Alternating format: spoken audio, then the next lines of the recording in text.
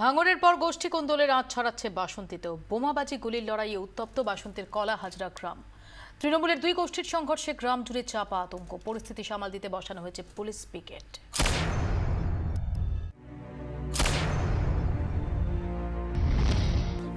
রাস্তায় পড়ে আছে তাজা বোমা, শরীরে এখনো টাটকা ছররা গুলির ক্ষত, কারুর শরীর ঝলসে গেছে বারুদে। তৃণমূলের গোষ্ঠী কোন্দল ঘিরে উত্তপ্ত বাসন্তীর কলা হাজরা গ্রাম।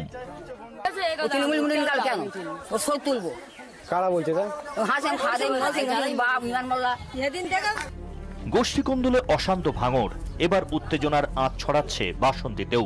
শনিবার থেকেই বিবাদ শুরু। এলাকায় বাসন্তী ব্লক তৃণমূল কংগ্রেসের সভা ছিল।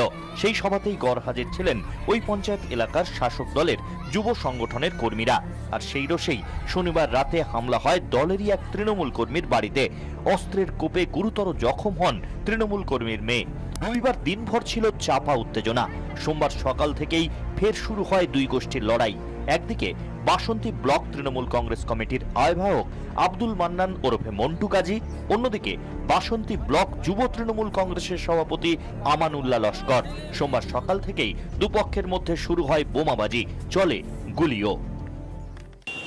ঘটনা দুদিন আগে ওখানে আমরা একটা সভা করেছিলাম এবং এই সব সমর্থকরা, আমাদের দলীয় কর্মীরা সেই সভায় যোগদান করেছিল।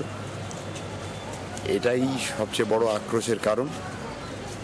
তোমরা আমাদের যুব সংগঠনের মধ্যে থাকো, মূল সংগঠনের সঙ্গে তোমরা ছিন্ন করে।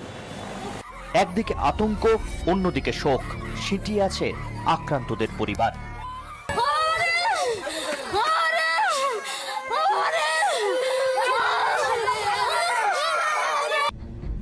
দুপক্ষের সংঘর্ষে জখম হয়েছেন বেশ কয়েকজন। এলাকায় মোতায়েন করা হয়েছে বিশাল পুলিশ বাহিনী, চলছে তল্লাশি, বসানো হয়েছে পুলিশ পিকেট।